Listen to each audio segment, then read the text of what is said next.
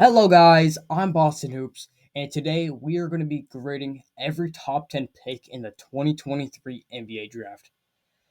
This draft has been really interesting. So many surprises, so many good picks, bad picks, interesting picks. It's just been a crazy year for these rookies, and I think it's just about time that we grade these NBA rookies on how good they are. Um, Couple little announcement. I'm at 24 subscribers. I'm like 2 subscribers away from being the most subscribed Boston Hoops on YouTube. So thank you guys for that. Pretty soon. That'll probably happen maybe. Hoping. But thank you guys for that. Just yeah. We got a video to over 1,000 views, so that's just great. Um I'm working on maybe doing a 2K video pretty soon. That'd be interesting. Um So, nothing more to say. Let's just get into the video. Let's start with the first grade. With the first overall pick, the San Antonio Spurs get an A plus. Now, do I even have to say anything? Like, Wembanyama has been one of the best rookies in recent NBA history. Like, I think was as good as LeBron James' rookie, and he's might be like 1 year older, but like he's so good. He's clutch. He's a good scorer. He's a good rebounder. He's already like a DPOY candidate. Like he should probably win DPOY this year instead of Rudy Gobert. Like he's a better defender. Like he's the best defender in the league. In his rookie season, like and he can shoot threes. Like he's the most valuable player in the league. He can shoot threes. He's the best defender in the league. He's a really good ball handler. He can finish really well. Like and he's like kind of athletic. Dude, this is Giannis. This is skinny Giannis, except better on defense, taller, and can shoot threes. Like that's just like it doesn't even sound real. Like Wembanyama is just like it's like a 2K thing like that you just make up. Like he's like I don't even know how to talk. I don't even know how to talk right now. He's like just so good.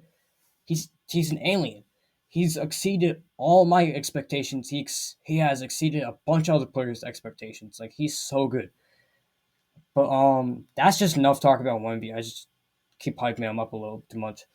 Let's get into the second overall pick. With the second overall pick, the Charlotte Hornets get a A minus. No, Brandon Miller has been like the second best player in the entire draft, so I guess he's the second overall pick. I think it's a good pick. With LaMelo Ball being out, Brandon Miller has been taken over as basically the best player on the team. He's been a great shooter. He's been a great finisher. Have you seen that dunk on Walker Kessler? That was insane. Um, he's been actually a pretty good passer, pretty good defender. I really do see Paul George. He really does play like Paul George. So, accurate description. Um, I don't have anything else to say for him. He's been a great player this year. Has lots of potential next to LaMelo Ball. I actually do think he could be the number one guy there if LaMelo just doesn't turn out. The number two guy could come this year in the draft. Maybe they give Montez Buzelis, maybe Cody Williams. I think would be ideal. But I guess we'll just have to see for years to come. But great pick. With the third overall pick, the Portland Trailblazers get a C plus. Now this may seem high for Scoot Henderson, who's had a as abysmal season like to put it at least. But he's actually had some pretty good games and he's really improved lately. Like his jumper's been falling, but to be honest, third overall pick, not the third best player in the draft. To be honest, probably not even a top 15 pick, but He still has the potential. I do see the Westbrook and Derrick Rose thing still happening. I think he will take a little bit longer to develop, but I think it will be worth it, knowing how good Scoot Henderson actually is. If he can work on his jumper and just fix his jumper, I think he will have an okay NBA career, maybe an All Star appearance, maybe I don't know. But it's only 1 year for Scoot Henderson, so who knows what the future holds? And he's honestly in a pretty good situation where the Blazers prioritize his development. So nothing really much more to say. He's had a stint in the G League, came back, played okay. He's just been really no one's really been talking about him, and I'm not gonna be the person to talk about him more. So yeah, let's just get into the fourth and fifth pick. Fourth and fifth picks. Sorry. Yeah. For the fourth and fifth pick, I will be grouping them together since they both got the same grade and they're twins. So for the Thompson twins, they both get a B minus, and it's because they've been kind of inconsistent, both of them. We're gonna start off at the beginning of the season. Amen Thompson was not that good. He was basically injured, barely played. Was like played in the G League. Just bad at the beginning of the year. But Ward Thompson wasn't really a good shooter at the beginning of the year, but was rebounding like crazy. To be honest, I thought he was the next Dennis Rodman, and I still think he can be the next Dennis Rodman. He's really good at rebounding for his height, and he's really athletic, really good defender. But he just had a really great start of his season.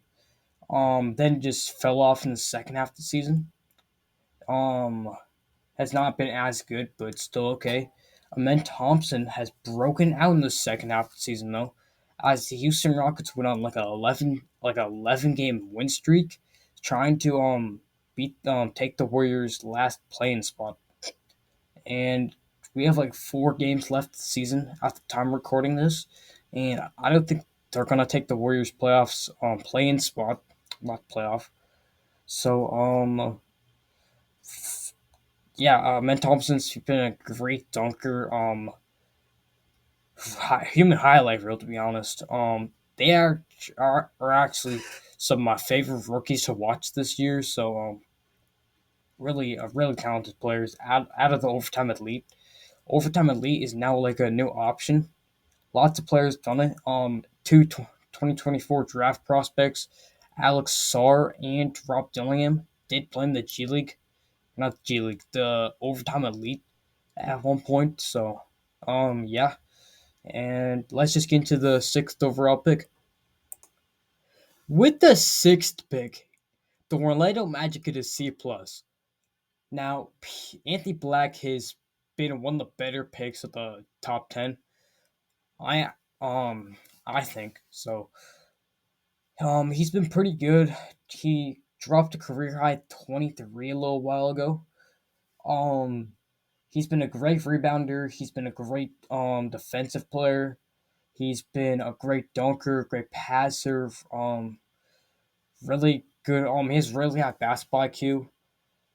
Um, good shooter. People were saying that his jumper was not good, and he's proved them all wrong. Yeah. Nothing really else to say. He's been playing under limited minutes. He's averaging like 4 points. He's gonna be cut from the rotation a little bit because the playoffs will probably because he's a rookie. Not like a top maybe a top 10 player on that team. But I think it's a good pick. I don't think the Orlando Magic regret this pick. And yeah, let's get into the sixth pick.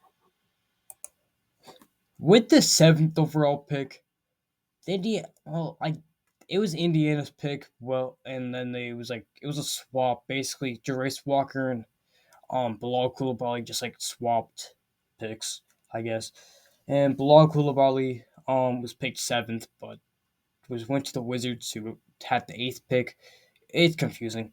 With the seventh overall pick, let's just say the Washington Wizards, get a C plus. And Bilal Koulibaly, he just got into the starting lineup now that Jordan Poole was out. Honestly, I like this pick for the Wizards. Great defender, great finisher, jump shots okay. Not really anything to say about this pick.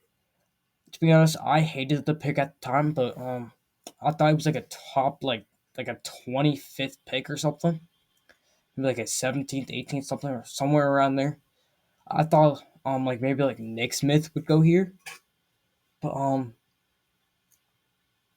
Nick Smith felt like the second round, late first round.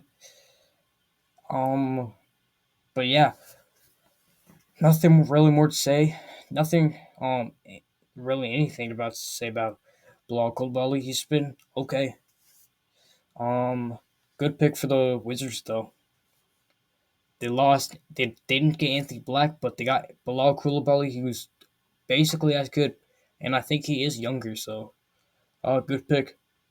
Let's go on to the eighth pick. With the eighth pick, the second part to the swap, in which Indiana got base, they had the seventh pick, but they used basically they got the player at eight, which Darius Walker. And let's just say the Indiana Pacers get a C for this pick. You know, Darius Walker has not played a lot in the NBA. He's mainly been in the G League, but he's been really good in the G League. Like he's been one of the best G League players. He dropped 38 points, a career high. And then he's been in the NBA for a little bit.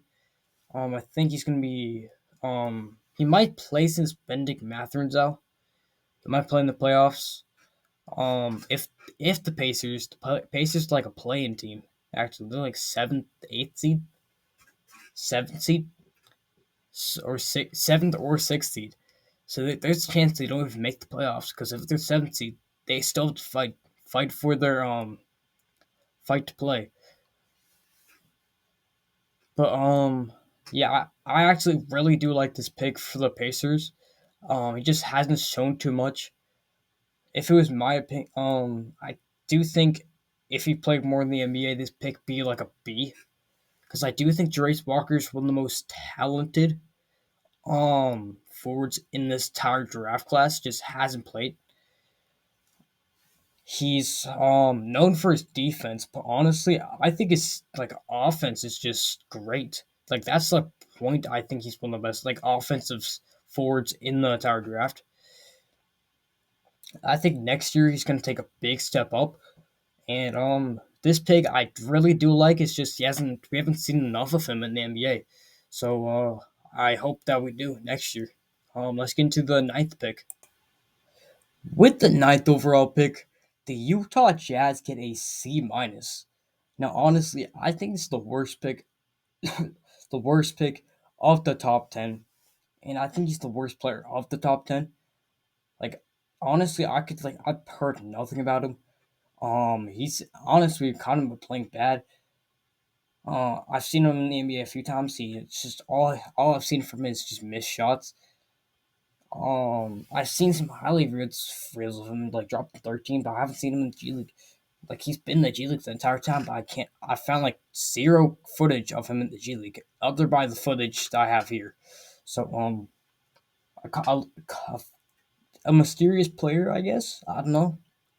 I don't really like the pick. If you're looking for a big man, they were looking for a power forward so they could put Markkanen at the three, and they were trying to contend. And they got John Collins, and they got Walker Kessler. It's confusing. To be honest, I don't know what the Jazz's plan is, but yep. Let's move on to the final pick of the top 10. Yeah. Last but certainly not least, with the 10th overall pick, we got the Oklahoma City Thunder get a B plus. Now you might be saying B plus for the 10th overall pick. He must be pretty good. Well, this has to do with the value of the pick. Now I think at 10, getting Case and Wallace, a point guard who can basically do everything. Like he can defend. Like his main thing was like defense. Like he can defend. He can finish pretty well. He's a good ball handler. Um, he can pass. People said his jump shot sucked. That he couldn't shoot. He wouldn't be able to shoot in the NBA. No, he can shoot in the NBA. He's proven himself in every single way. And if Shea wasn't on that team, he'd be a starter. Starter. And I think the value on this pick is great. Um, like one of the biggest. He wasn't really a steal since he went at 10, but really great. All they had to do to move up to 10 was to take on Davis Bertans' salary, which they got rid of in the Gordon Hayward deal, which pretty nice. Um, but yeah, nothing else more to say about Case Wallace. He's just really good. Um, Proven himself in the NBA, and I really like this pick for the Thunder. So, yeah, this is the end of the video, and to be honest, this was a really interesting video for me, and it's taken longer. I had to record more clips, but